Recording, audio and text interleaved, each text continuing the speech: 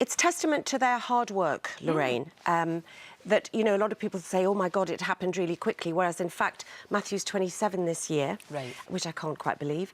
And they started, their boys met when they were 14 years old, and all the rehearsals, everything took place at the house where Tim and I lived, where Matthew, you know, sort of spent his formative years.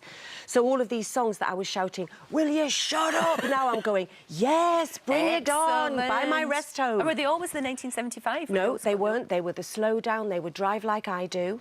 And the 1975, we know an artist in Daya called David Templeton, and Matthew was very inspired by him when he was a teenager.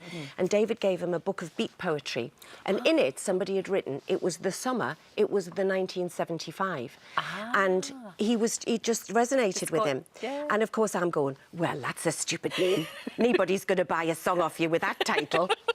And he said, yeah, Mum, but you wanted us to be called No Added Sugar.